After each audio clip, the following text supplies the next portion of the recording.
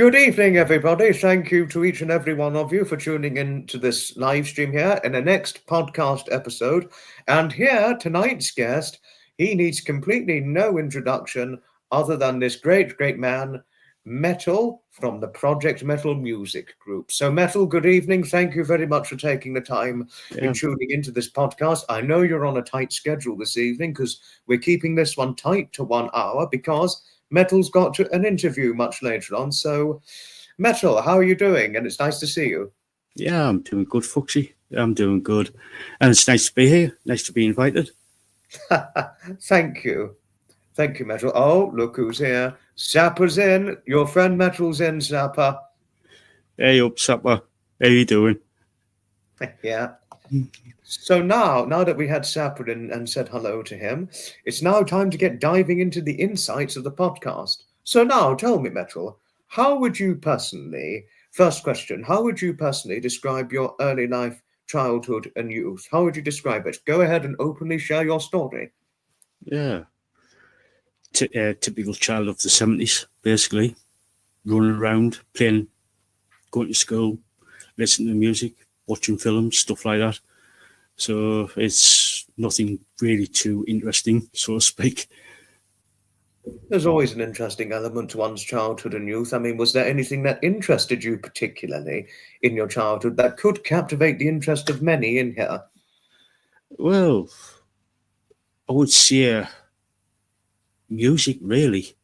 That's been a sort of like, even to now, it's sort of like been music has been a constant ever since as far back as I can remember.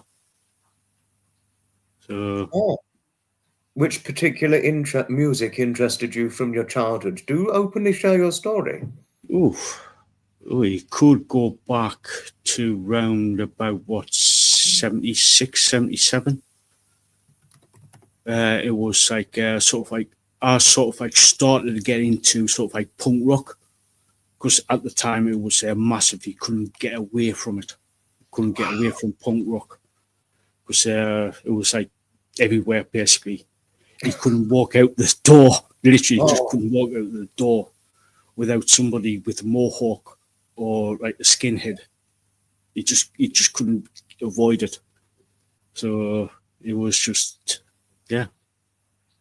I can imagine. Couldn't avoid people with mohawks back in the 1970s, 1980s, really? Yeah.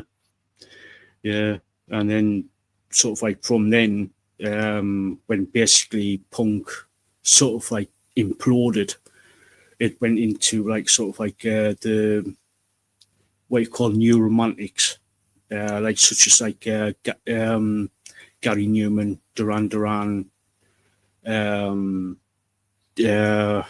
oh God, I'm trying to think of Human League and people like that back in like the late 70s, early 80s.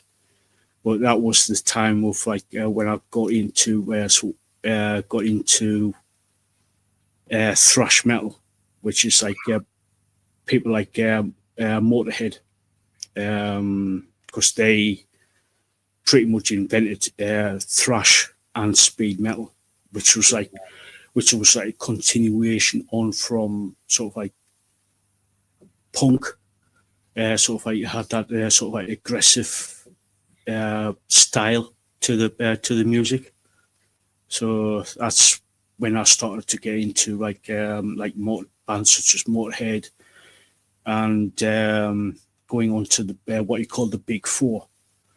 For those people who don't know who the Big Four are, or the Big Four thrash metal bands, and that are Metallica, Megadeth, Anthrax, and Slayer. That was when I started to listen to them back in like mid 80s. So, yeah. And if I may ask, since you've got an interest in metal music, which type of metal music do you like? Heavy metal or light metal music? Do you want a list? Yes, please do share. Go right ahead, express yourself. Well, put it this way, is that I know of, there's over 400 different genres and subgenres of rock and metal. And, yeah. Heavy metal. Me personally, I love obviously thrash metal for one. Oh, thrash metal. Okay. Basically, I was 7, 8 year old when I started to listen to Motorhead back in 1980, and then going on to sort of like goth metal. Then, basically, people such as the Damned. Some of me know. The Damned was the first punk band to come out with a first punk song back in 1976. When punk sort of like imploded, they came out with I can't remember the original guy's name, but who sang it. They did a cover of Eloise back in like early 80s. Wow. So yeah, I see that. I see that. Nice, Lisa. Nice. Love the Damned. You love the Damned, Lisa. Hi, Lisa. Interesting learning you love the Damned. Interesting. Now, do you know anything about the Damned metal? If so, please do talk about it, because there are some on here who won't be familiar of it. Yeah, the Damned is basically started out in the early to mid 70s. Wow. And I can't remember the main guy's name, but on the lead guitar, there's Captain Sensible, who did the cover version of South Pacific song Happy Talk back in 82, 83. Oh, And he literally got ratified for that. ratified. Ratified. He literally got dragged over the coals because of it. Being a punk goth icon doing a musical song. So, yeah. And he, over, like I said, in 1976, they came out with a new song called the first punk song, New Rose. And then, this like, then they switched over from being like punk band over to like a new romantic goth band back in the like early 80s, because that's when like with Visage and David Bowie sort of like transitioned, like brought the goth element from the 70s into the mainstream, in the basically the mainstream. So they transitioned over, and over the years I've been interested in them. And then they sort of like, I managed to get to see them a couple of times back in 1999 and 2001. Wow. So You'd be surprised to hear this, but I too was born in 2001 as well, which may come as a surprise. cool. Not a lot of people believe me, though, by the way, but interesting that you saw those bands during those years, Metal. Interesting. And now, Metal, here's something for you.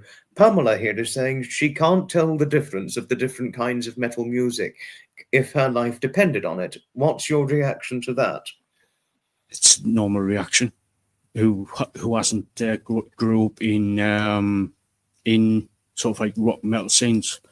I've been sort of like living, breathing rock and metal since as far back as I can remember. And does everybody know Ozzy Osbourne? I have heard of Ozzy Osbourne, yes. He was one of the godfathers of doom metal. Doom metal is basically, they created a sound back in like the late 60s, where obviously they were brought up within the heavy industry of Birmingham, in and around Birmingham. And they from Birmingham. Yeah. True that. Yeah. So basically they sort of like try to replicate the sound of the heavy industry. That's sort of like ominous doom, sort of like ominous sort of like sound to them. And then there's sort of like Motorhead, that's sort of like speed, thrash, sort of like fast-paced sound to the guitars, especially with the drumming and the guitars. Then there's sort of like if you go to say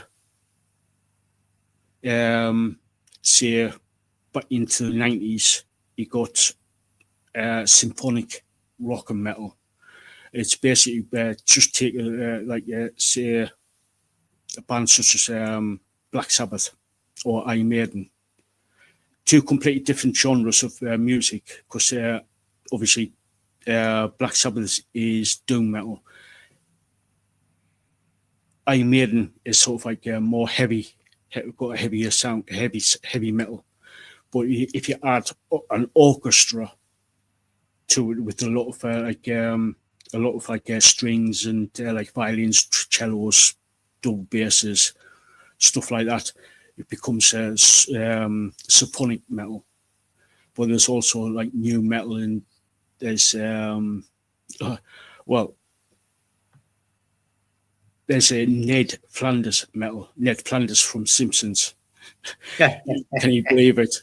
He's a funny character from The Simpsons, Ned Flanders. Yeah. Shut up, Flanders! What are you doing, you stupid idiot? Yeah. Flanders, mind your own business. And then there's then I've just recently discovered last year. Ooh. Form metal. Wow. Form metal. Yeah, it's like basically metal. You've got a question from Pamela. Metal, we got a question from Pamela. What attracted you to a certain genre of music, likely the metal genre of music?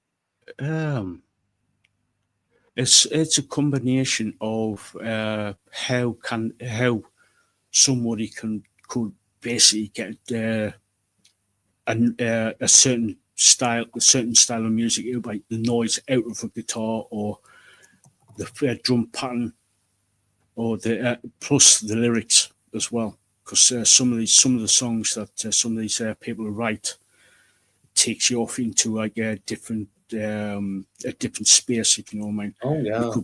You could write about like say Iron Maiden, a lot of history. Sort of like if you take a look at a band or like such as Grave Shadow, they're talking about myths and legends.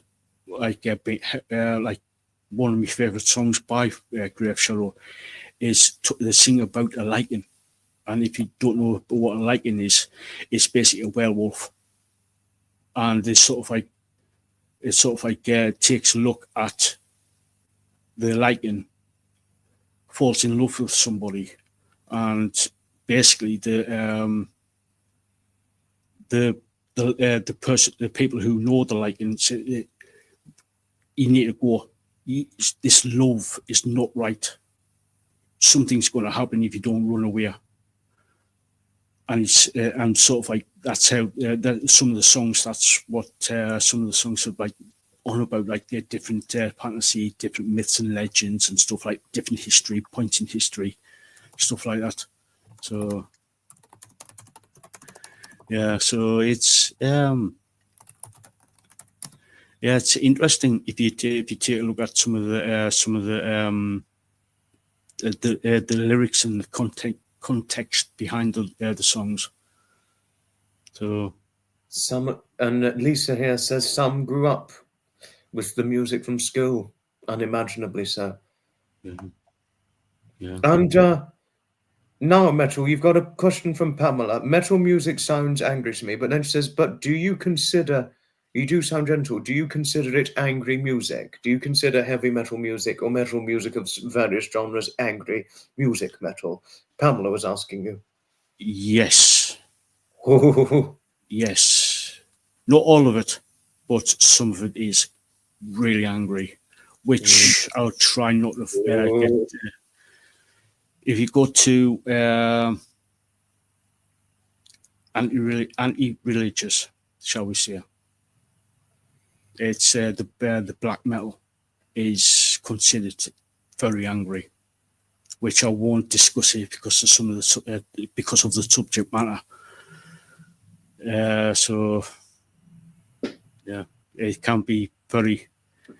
Yeah, and just seen there, Sebastian, one of my moderators, just seen that in the chat there. Symphonic rock and metal is very relaxing, very relaxing.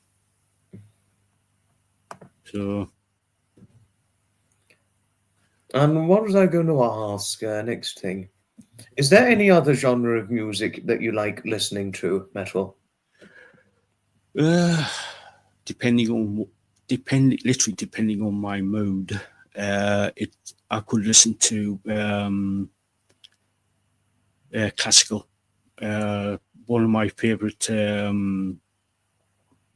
composers. Wait, I've got several composers that I do like. One was one is Paganini. The other one is Carl Orff. I do like Holst, and I do like Johann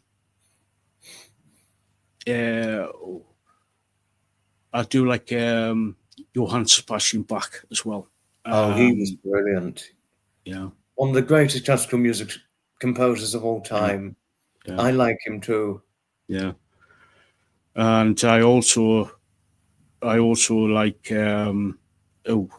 I do like a bit of blues. I do like Ella Fitzgerald. I do like Janis Joplin. I do like B.B. King, and a couple of others as well. But I also like sort of like a bit of EDM, which is electronic dance music, such as like Scooter. They do a lot of covers of other bands, such as like Supertramp and a couple of other bands as well. So I do like got a very good I've got an eclectic taste, very eclectic taste. And Lisa just said that you've got a good taste in music. Cool. Thank you. Yeah. And Sapper had a question for you, Metal. Sapper is now asking, did you ever have long hair? I did when I was younger. I did. Up until around about, I was about, 26, 27. I decided it's just too much to keep, too much maintenance, shall we say. Tender too long hair. I always keep mine short and round, if you see. Yeah. And now Sir Lord Jim Dandy's in the chat. Hello to you, Sir Lord Jim Dandy. And he's got a question for you. Did you play the guitar or air guitar? I did start to learn, but like going nowhere, basically. Literally like going nowhere. Yeah. Yeah.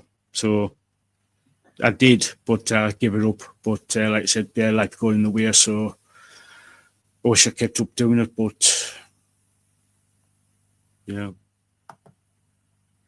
Also, Sebastian Rothman, your moderator, he's asking, have you ever been to rave? Nope. Never. That side of things never interested us. I like the music, but not the culture behind it. The raving culture behind it, no. Yeah. No, I've never been to a music rave either. Never have. Also, Hailey's here. Were you ever in a band? Got a question here for you, Metal. Were you ever in a band? No, never. Never in a band? Oh, okay. No. And Pamela here is saying, how did your parents feel about your taste for metal music? One of his parents is still alive. Is your father not? He's not with us, is he? No. Oh, okay, no. But how did they feel about your taste for metal music? Pamela's asking regarding your parents. Yeah. When your taste for metal music. What's that? To be honest, they actually got me into rock and roll back in the 70s when I was growing up. And I sort of like progressed from there. Basically, that's how I got myself into like listening to like other sort of like genres of rock and roll. So How interesting. Even now, yeah. Even though that some of the music, my mother thinks that some of the music I listen to has got nothing to do with black metal. Think some of the music things some of the music that I listen to, my mother thinks it's sort of like not very Christian like, shall we say. Wow. And Sebastian's got a question in mind. Were you ever into two-tone music? So it's just like yeah, I was in a way. I was like I do like a bit of two tone.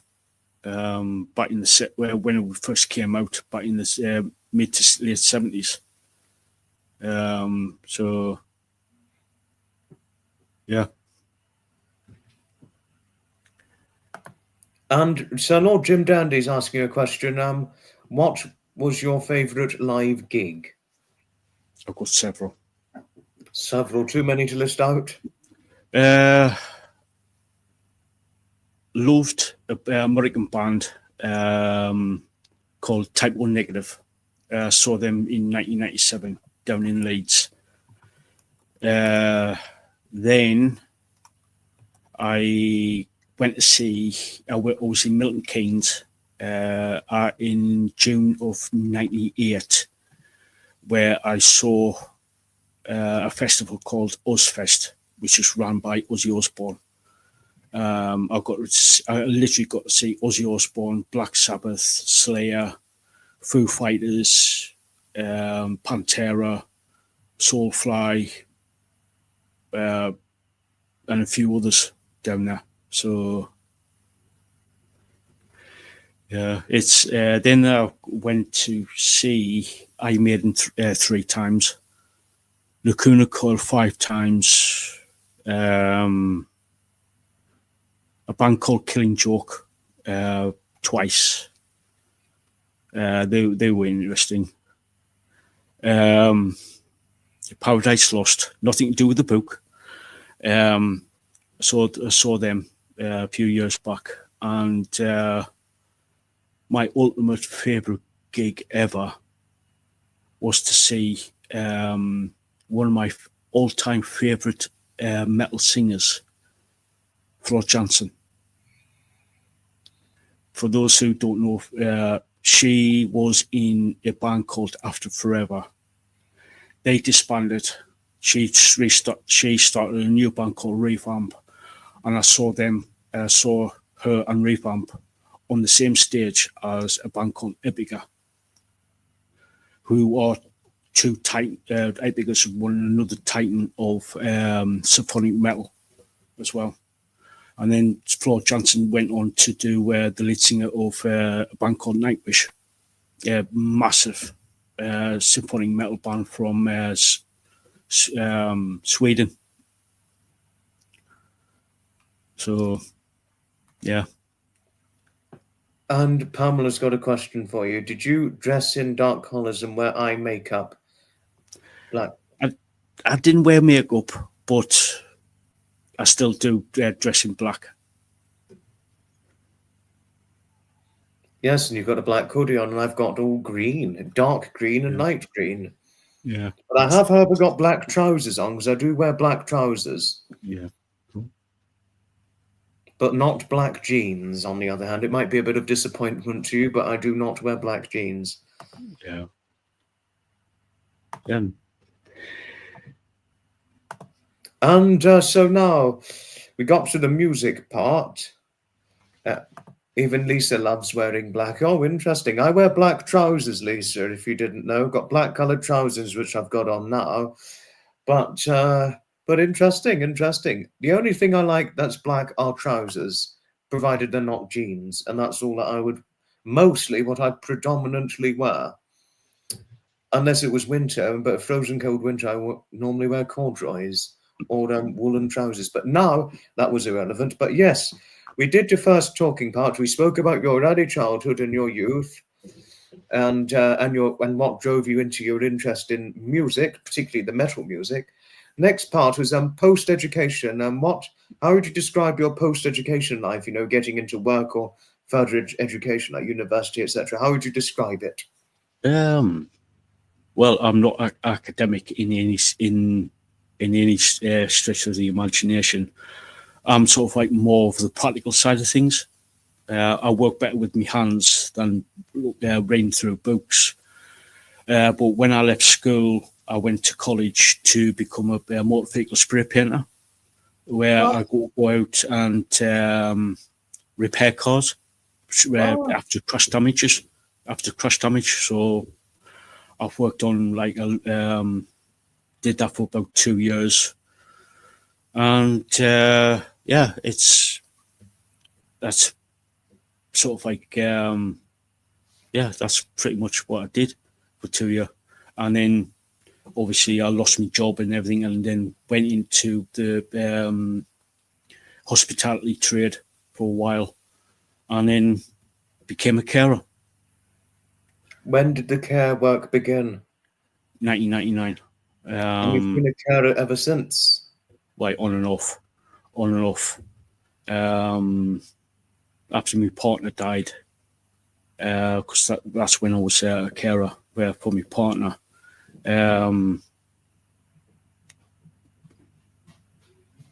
Completely, put it this way, I completely lost it.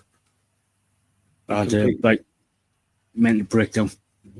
After your partner died, how long has it been since your partner died, if you don't mind me asking? Coming up to 20 years. I'm still not right. You still miss her even to this day? Yeah, pretty much. Basically, I watched her die in front of me. Literally watched her die in front of me, and I couldn't do nothing about it. Metal, I'm so sorry. I'm extremely sorry for your loss. My pleasure. Don't worry about it. It's been coming up to 20 years now, so... 20 years, that's a very, very long time to lose a partner. And to be widowed this long, so you never found anyone even after that? There's been a few people, but not the right one. No. There's the saying when it comes to one's partner or soulmate, there are plenty of girls out there, or if say one was homosexual or a lesbian, there are plenty of the people out there, plenty of men if men are appealed to men, or plenty of girls if men are appealed to girls, plenty of them, but it's a matter of finding the right one, right partnership, right soulmate. It's a complex matter, and it's a tough one, especially when you've just lost someone and really still not right even 20 years to this day. Obviously it does tell it's deeply affected you, and the way you've opened up about it, despite not being entirely right, still to this day, even nearly 20 years later, that's very powerful, and it's very brave of you to have opened up about it, Metal. Thank you. Sorry if it went too far, but obviously, as you know, it's a life story, but here we are. Pamela says that's understandable, Metal. Losing a loved one is tough. She said she's so sorry. Hello, Maureen. No trouble at all. No trouble about missing anything. But what would you say to what Pamela has said? Yeah. It's one of those things where it's part of life, basically. It's still, even if you do go through it, it's going to be one of those things. But like I said, it's still hard. Still hard. Especially if you're, being widowed, it's very hard. Even though one has to get used to being on their own if they don't find another soulmate, it's very hard. It's very, very hard.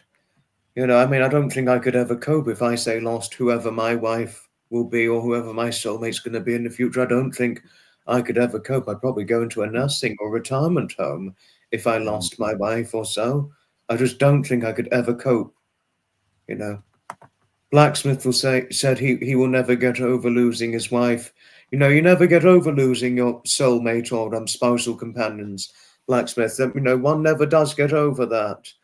I mean, my grandmother Anne, she's though she never got over and never forgot the loss of my late grandfather Edmund after he died in February 5 years ago, she did eventually move past it by taking up the pottery classes, and she's better now than she was the first 3 to 4 years after he died. She was not completely right in the head.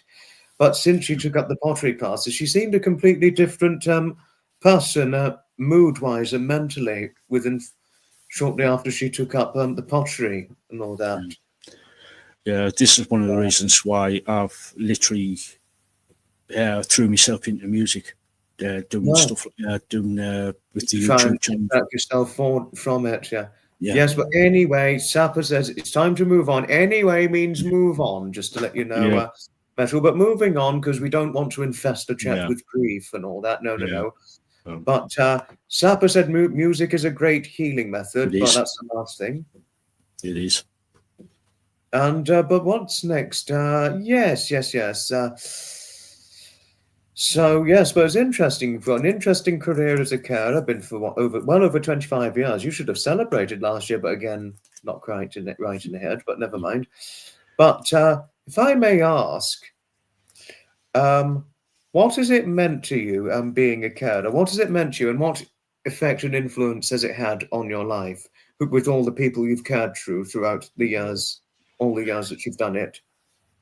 Yeah, get some sort of like satisfaction out of it.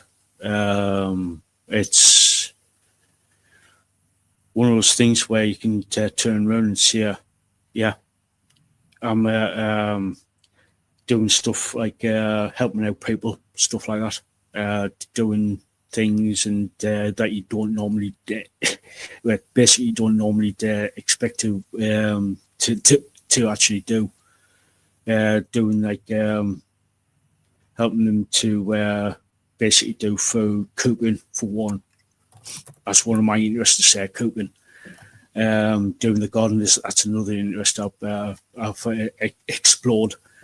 Doing gardening. There's a lot of things. So yeah, it's doing like a lot of so a lot of things. Yeah. Now, okay, I don't know if you'll probably know the answer, but Pamela here is saying, forgive my ignorance, please, no trouble at all, Pamela. There's no ignorance at all. We're okay here. What is the difference between goth and punk? She's asking you the question and showcasing the difference between goth and punk. Not much, really. Not much. There's a slight, there's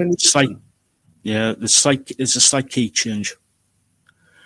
Punk is more fast and aggressive, like sort of like a DIY sort of attitude to it. And then goth is more melodic, more sustained. So if you take a look at where punk started back in the late 60s, early 70s with Iggy Pop, it was sort of like more against the establishment, shall we say, like the government and stuff like that.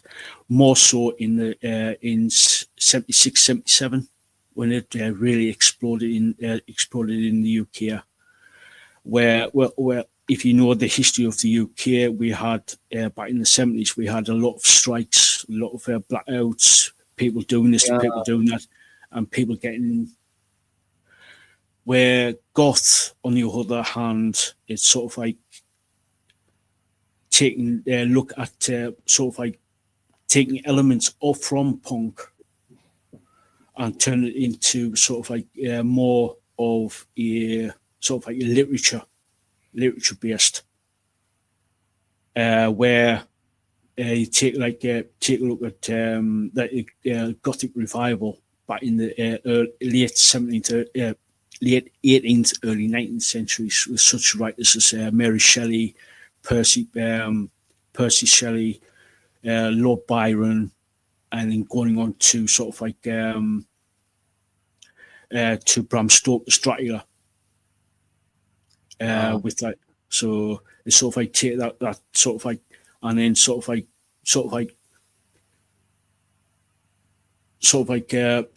sticking two fingers up at the establishment type of thing, where sort of like that's when it goes into sort of like the cyberpunk, the cybergoth, and then this like the steampunk type of. So yeah, it's sort of like it's very similar to punk and goth, very similar in their stylings. And George here, my friend George, punk is a movement in society. Pretty much, yeah. Also, it's pretty much the truth. Oh, interesting. I didn't Yeah. realise that was the truth or whatnot, but now we've learned something. Pretty, Goth equals punk without the spitting, says yeah. Yeah, goth is more civilized. More civilized. And Sebastian, your mod saying he's more of a goth fan. Yeah. Okay, and yes, and now getting to the next big question. One thing that's captivated my interest, what captivates my interest most about you, Metal, is that you are into classic cars and you're into attending certain classic car rally events and what have you. What got you into classic car event attending, if I may ask you? It goes back to when I left school and started college to become a motor vehicle spray painter. I've always been interested in cars as far back as I can remember, because my dad and my brothers were into cars. Well, one of my brothers was into cars, so I was like brought up with cars. But it wasn't until I started working in a garage, like repairing cars. I just thought I was going to repair cars, like everyday modern, everyday cars. This was back in '89. But the guy who was working for, he was in old cars, because he's a lot older than me. I think he's about 25 years older than me. So he got me into some of the classic and the vintage cars, because we used to repair, like restore old cars. Yeah. So it was like it was an eye opener, especially working on some of these cars that we used to work on, we got into work on, because some of them you talk around about 50. I'm going back 36 years ago now. 30, very long time now. Yeah. Yeah, some of them were worth around about 50,000-60,000 £60,000 back then. Oh my bloody gosh, that's a hell of a lot of money, shitload of money. Excuse language. No worries. So I think you swear more than I do. Yeah, pretty much. Yeah. I'm on my best behaviour today. No trouble. I mean, if you ever needed to swear, go right ahead. Even though tell you something, this might get a bit irrelevant. My best friend hates it whenever I'm swearing publicly on the internet, or if I've sworn in front of him. He'd be language. Come on now. Yeah, but I like a free range of expressions in one way or another, and I'm thick-skinned enough to tolerate swearing. Yeah, same here. Yeah, it was like that's when I started to get interested in car event attending. Yeah, because this was around about the early 90s. I started to go to different car shows, like some of the big meets here in the northeast, especially car clubs. Yeah. Then I sort of like when I started to go into hospitality, I didn't have the time to get to some of these car to go to these car shows, and then I moved away. Down in Yorkshire. I lived there for 15 years, and then when I moved back to my home city, I sort of like slowly got back into them again, and now every season I try and get to at least a couple of months. Okay. And if I may ask, would you describe them when you first got into classic card event attending? Would you describe us as an eye opener in the way you described them fixing and restoring classic cars as an eye opener? Especially with the modification cars, such as like if you take a look at some of the Japanese like drifting cars, or if you take a look at some of the cars where they put a massive sound system in, where they could spend around about £5,000-7,000 plus on the stereo system, where the pretty much the whole, well, basically if they crank the sound up, the whole vehicle will literally drop apart because of because of the noise, because of the frequencies and the sound waves. So yeah, it's because there's one call me I remember from from about 94, 95. I was at there. Somebody set up this van with like a big 20-inch subwoofer, and when he had the volume was only on around about 10, 15 decibels, like they're not like pretty low, but the bass was so that the crank the bass right up where it literally you'll see the movement of the air of this massive subwoofer. It was just like, it feels like you've just been punched in the chest. Wow. I was like, yeah, I was just like, yeah, if the guy actually cranked the sound up, it would have annihilated his fan. Wow.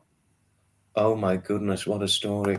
But what I would say, when I got into, because I've been classic card event attending since 2021, 2022, and that was through my best friend, David Scott, who I mentioned to you. He was the one that got me into it. And it was because of him, I got into the affinity, and it helped me because, I mean, I'll ask you this later on, but for me personally, classic art event attending proved instrumentally useful in helping me with overcoming the loss of my wonderful late grandfather Edmund 5 years ago. But then within months after my grandfather died, I dealt with 3 other problems. So that was 4 troubling issues I was dealing with all in 1 year.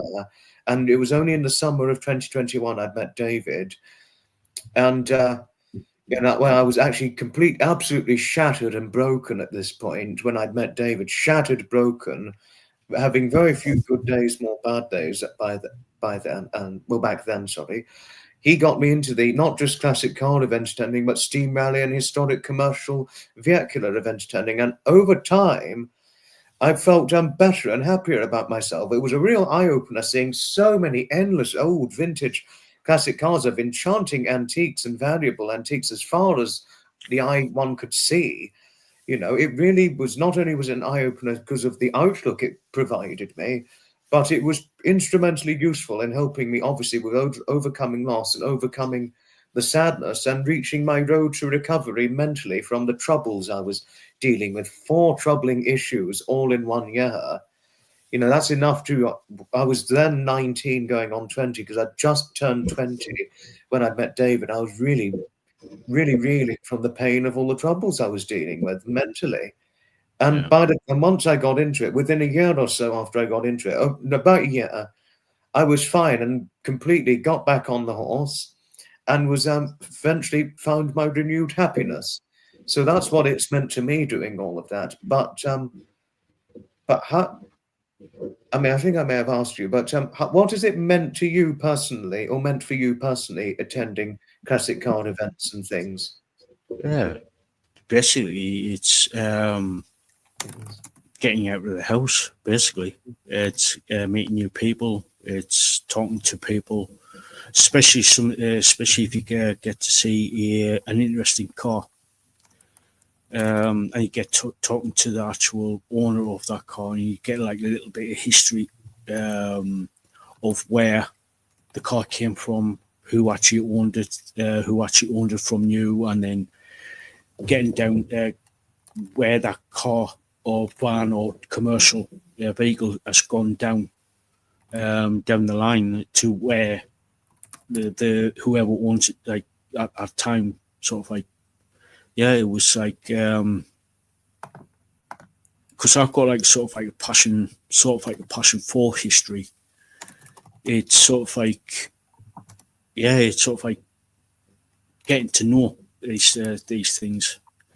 Plus, like whichever part of the wherever I should say, wherever the car meet is, you do sort of like get to know a little bit about the area of where it's held as well. Oh, very interesting. Very, very interesting. Maureen said classic cars are amazing. Couldn't agree with you more. Yeah. What would you say to Maureen's statement? Because that's something I agree with. What would you say that classic cars are amazing? Yeah, they are amazing. Especially, I was at a car meet about 6 years ago. Some up at Aston Martin workshops in Beamish, and well, put it this way, I was sort of like pretty scared walking around that car meet, especially when there was over 500 cars there, and Aston Martin arranged at the time. It was the 100th anniversary of 100th birthday of Aston Martin, and they managed to get one car from each year of manufacture, from 1919 all the way to 2019. They pretty much got 98 cars there, going from like the very first one to the latest one. And it's just when I looked at when I was literally walking around the workshops of Aston Martin, talking to a couple of the mechanics there, and they turn around and says, "This car I'm working on, this Aston Martin, is £3.5 million." Oh my bloody God, that's an asking price. That he says, yeah. And then there's that car over there is 2.5 million. That car over there is that's bloody eye-watering. That's bloody eye-watering. Yeah. I was just like, oh, that car over there, that's being used, that Aston Martin over there, that's a daily. Mm-hmm. Even though the car's worth 1.5 million, it's used as a daily car. He drives around in the daily as a daily, like what you would as a Ford or like a Foxy or stuff like that. It's just, I was like, he's driving around in 1.5 million car as a daily car. I was like, what the hell are you? Yeah, it was just like, yeah, it was just like in that garage. Oh God, that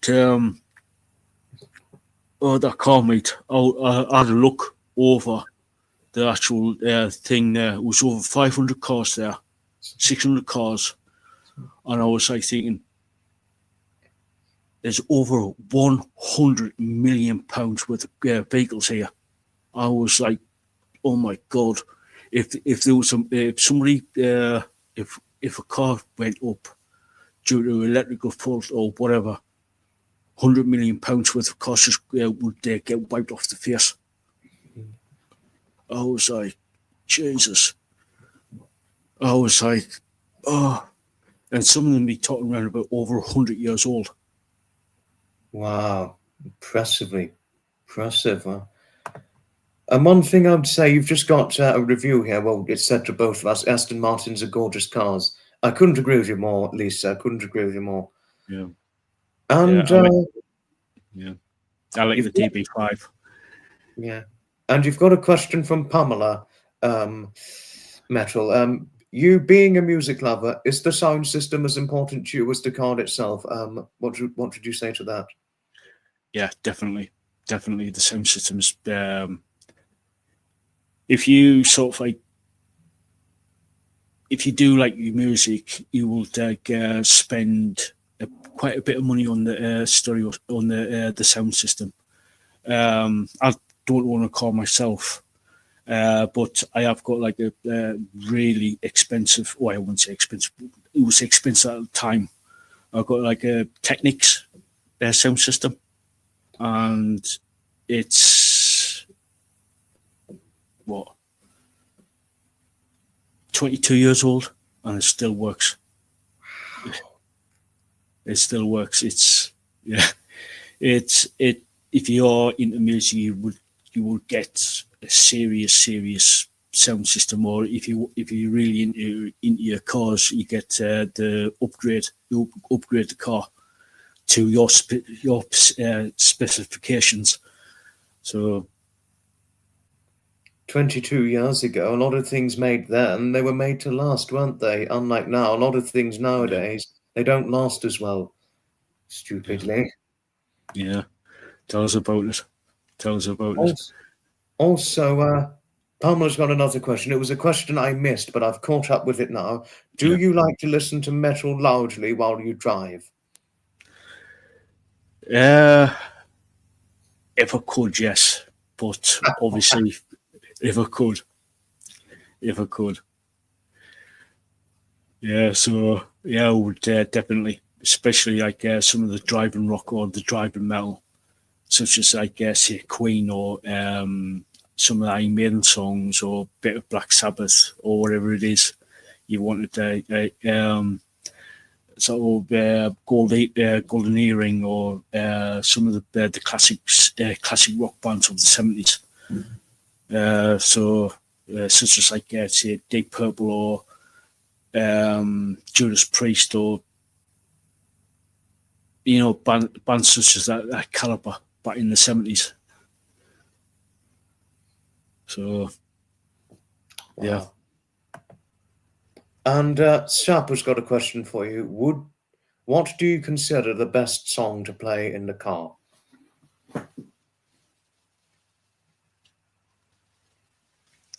Ooh, now there's a question. It all depends down to your mood and what takes your fancy. I would say Born to Be Wild by Steppenwolf. We Will Rock You by Queen. Bohemian Rhapsody by Queen. Smoke on the Water by Deep Purple. The Immigrant Song by Led Zeppelin. Run to the Hills by Iron Maiden. The Ace of Spades by AC/DC. The Ace of Motorhead. I was thinking AC/DC's Thunderstruck. No, that's a classic. And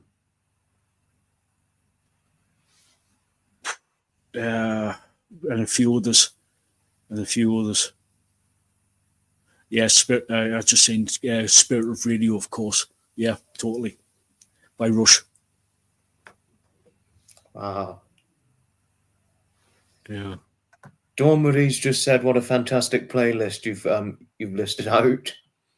Yeah. And Pamela here says you'll have a lot of the songs you've been mentioning.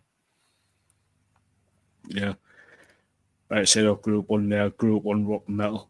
And Yes, as you said, yes, as you happily opened up. Yes. yeah. Yeah. And I do want to ask. Sorry, yes. Now I've got the question. Now, sorry, Metal.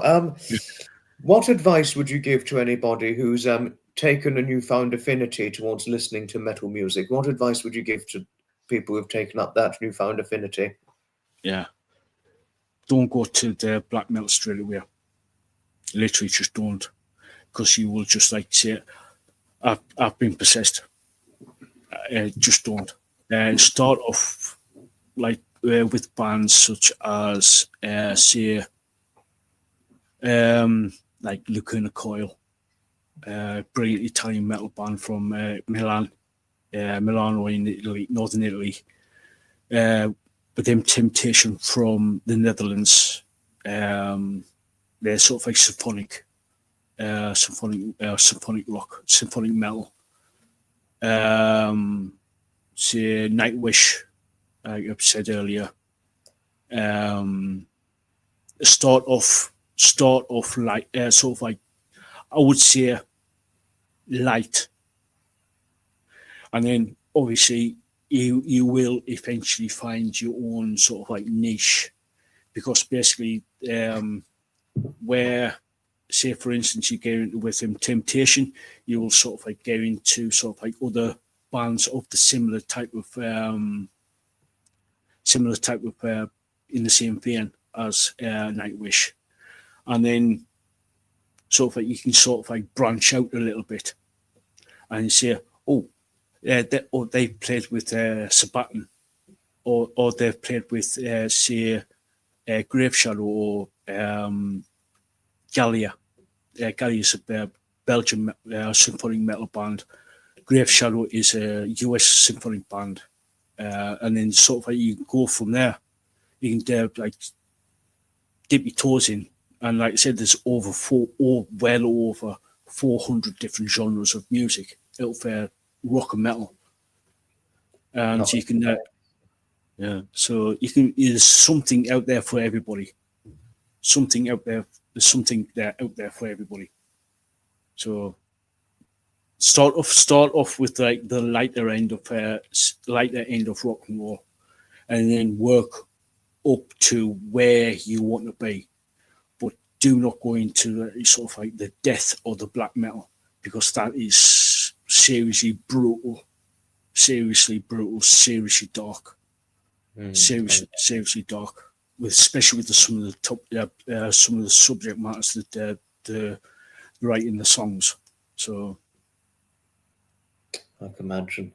No, fantastic advice you've shared here, Metal. So thank you. Very good advice for those who are early beginners of listening to certain music genres. And another question I'd like to ask you. We've only got just over 2.5 minutes of the live because we need to finish at 1 hour. But yeah, we can go on for a few more minutes. yes, but another question I want to ask you. When people hear your name or find out about your content, what do they hope they think of you? Yeah, just hope that they're a bit of fun, have a bit of a laugh. I do, yeah, in a way, I do take life a little bit serious, but you got to do a little bit of serious. You got to do adult stuff, but try to have a laugh, try to have a bit of fun, do like a bit of chill. So yeah, so it's just like, yeah, have a bit of fun. Very, very good. And one more question, one or two more questions, which I think we can get done in a 1.5 minute time frame. Where do you see the Project Metal Music and content of yours going forward in the future? Yeah, hopefully start to earn a bit of money so I can actually put on concerts. Oh, That's my hope anyway. That's my hope, is to like once a month to put on like concerts on. So fingers crossed. yeah. But if you do concerts, would you do it for charity or just for pleasure? Basically a combination, really. Combination. Very good. Good thinking. Good thinking. I like your style. Yeah. Very good answer. Very interesting answer. Thank you. Thank you, Metal. So really, I mean, I must say, Metal, this has been the most fantastic podcast. I mean, I know you're not entirely right on the mental side because of a bad loss you endured, but talking to you has been incredibly inspirational. You've captivated the interest of many people in the chat, and you've certainly captivated me with great interest in your life story, so I couldn't thank you enough for taking the time with sharing your openness. Thank you all, everybody, for taking part in this podcast with Metal and I. If you haven't already subscribed to his channel, please do go ahead and subscribe to his channel. It's brilliant. Though I may not be very often, I do try and tune in whenever I can. Thank you all most sincerely, kindly for watching, and here's to more podcasts throughout 2025. Thank you, Metal, and thanks everybody for watching. I'll see you in the next live. Bye.